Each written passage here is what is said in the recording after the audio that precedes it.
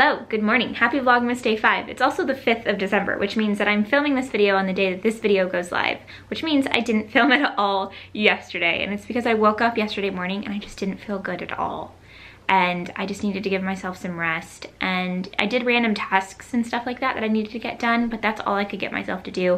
I just couldn't get myself to pick up the camera. So I decided that I was just gonna do a Q&A, and I posted onto Twitter for you guys to send in some questions. I'm actually gonna be getting ready while we talk about the Q&A. So I'm gonna put this lotion on really quickly.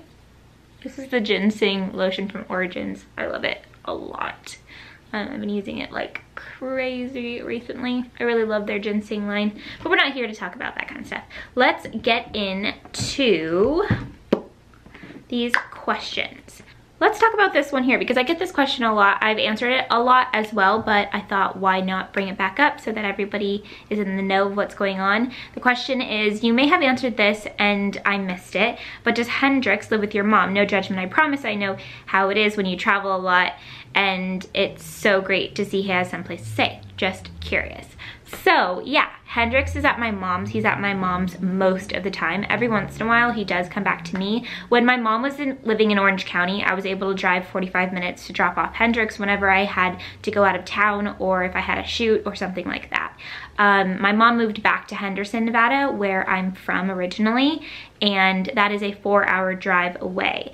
So it's a little bit more difficult to be kind of going back and forth and dropping him off when I have to work or travel for work or just travel in general.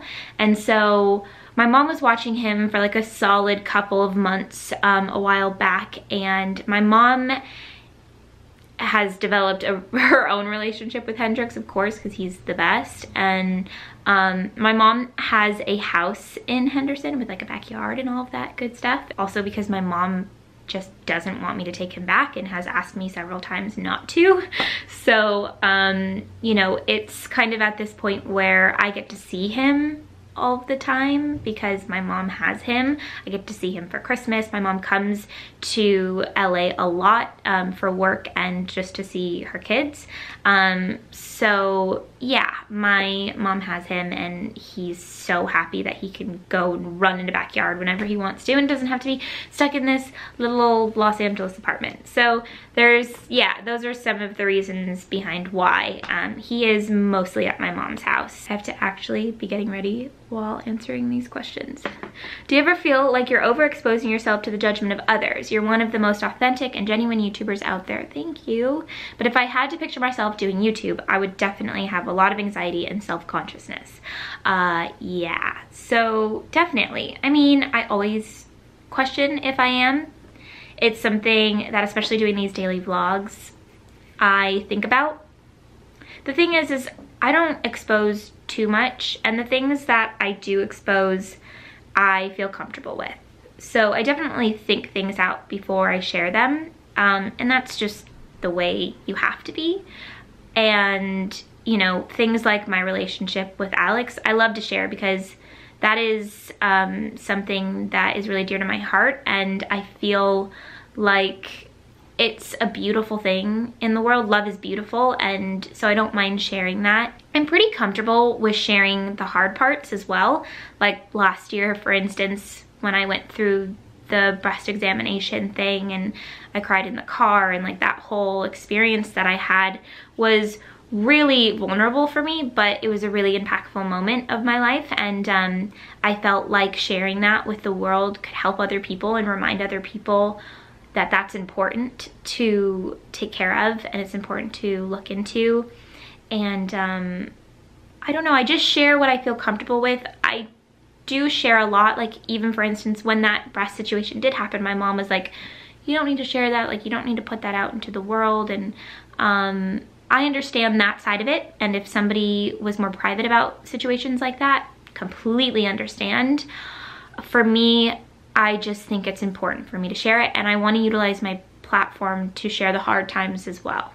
Because if we just only share the good times, then it gives people a false sense of reality. Next question, were you born in the USA or Venezuela? I was born in the USA. My mom was born in Venezuela. My family is Italian. So my grandparents are full-blooded Italians. They come from Napoli, Italy. And my mom was born in Venezuela because they moved to Venezuela before my mom was born, shortly after they got married during World War II.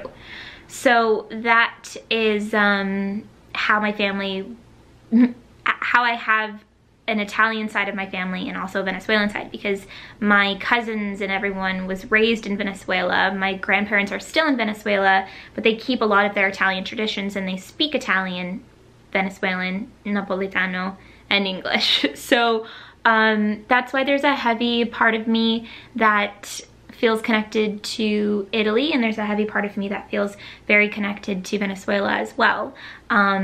So that is, yeah, the answer to that question. Next question, this is a great one because it makes you really think, and it also can give you a bit of anxiety, but I like it anyways. What is your lifelong career goal?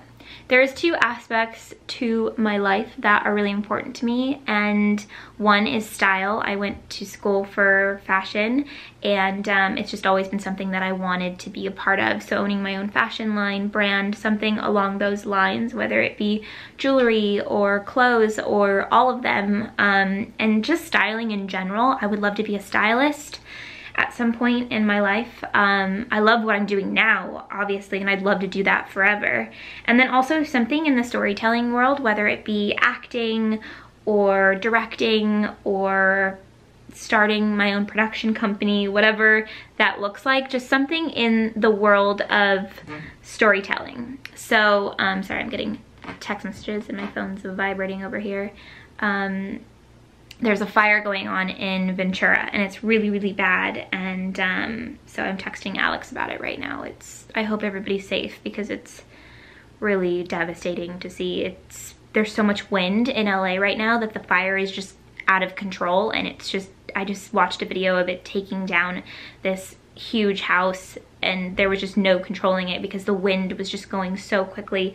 So it's pretty devastating right now. A lot of people are evacuating, and so I'm hoping that everybody stays safe. I just tweeted it because it's pretty bad. Like, you can see it from where I'm at in LA right now, and I have to leave the house to go over to the west side to grab my battery charger that I left at Alex's yesterday. Ugh.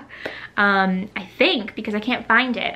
I don't know. So it's pretty bad, and we've been kind of warned to stay inside because it's not good to breathe, that kind of stuff, but I'll just be quick. But I just hope everybody is safe over there and that everybody that was supposed to evacuate evacuated, and it's spreading quickly, so even the surrounding areas. Anyways, I'm rambling on now, but it's important to talk about. I don't even remember what I was saying. Maybe I should just move. I think I answered that last question. I'll just move forward. The next question is, what tips would you give to someone who wants to start a YouTube channel? I get this question a lot, and I feel like I've answered it a lot, but my answer changes over time, I think. And I think right now, my tip would be to pre-warn you that it's difficult. To pre-warn you that there's a lot of people trying to do it.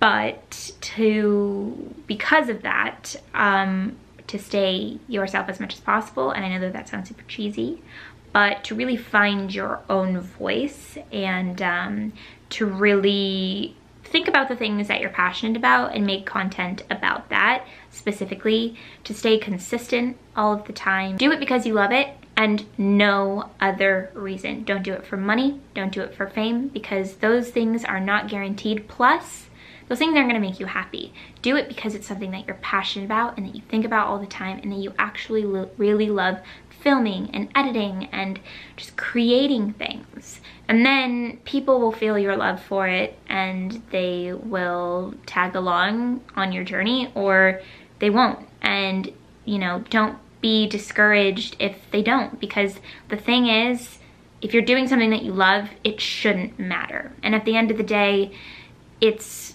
not something that you're gonna put all of your eggs in that one basket, because you should always have options, and you should also have a steady income coming in and finding out ways to do that, as opposed to just trying to guarantee make money from creating content on the internet. You can't put all of your eggs in that basket because you never know. So my advice would be to make sure you have something steady if you're going to try to do it, and then go from there. Next question, what would you change about your YouTube career if you had to go back and start over? Whoa, that's an interesting question.